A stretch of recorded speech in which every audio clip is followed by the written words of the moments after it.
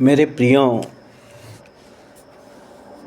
लूका समाचार उसका 18 अध्याय उसके 1 पद से लेकर 8 पद तक एक राजा, एक न्यायाधीश और एक दुखी परिवार के न्याय के संदर्भ में एक दृष्टांत बाइबल बताती है।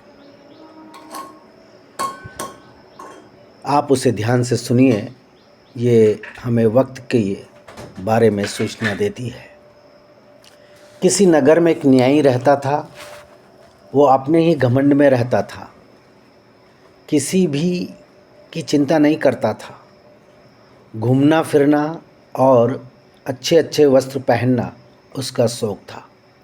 दूसरों को दुख देना, क्षति पहुंचाना उसका स्वभाव था। झूठ बोलने में भी माहिर था और वह परमेश्वर से भी नहीं डरता था और न किसी मनुष्य की परवाह करता था। मेरे प्रियो, ये न्यायाधीश राजा न तो परमेश्वर से डरता था और न किसी मनुष्य की परवाह करता था। परंतु उसी नगर में एक दरिद्र, दुखी और पीड़ित परिवार भी रहता था। वह परिवार न्याय के पास जाकर, वह उस राजा के पास जाकर कहा करता था, मेरा न्याय चुकाकर मुझे मुद्दे से बचा। इस प्रकार से वो हमेशा लगातार उस न्यायी राजा से अपनी पुकार लगाते रहता था।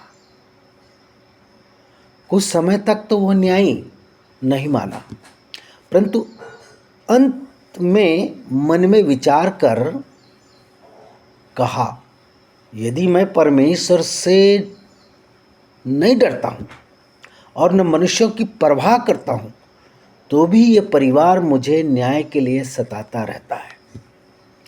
इसलिए मैं इसका न्याय चुकाऊंगा। कहीं ऐसा ना हो कि घड़ी आकर, बार बार आकर अंत में मेरे नाक में दम करे। उस न्यायी राजा ने उस दुखी परिवार का न्याय क्यों किया, क्यों चुकाया? क्योंकि वो परिवार न्याय के लिए बार बार लगातार अपील करता था। ठीक उसी प्रकार से हम भी अपने न्याय को पाने के लिए लगातार और बार बार विनती करना ना भूलें।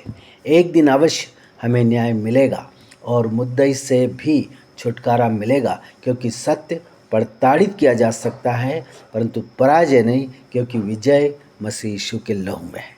आमीन।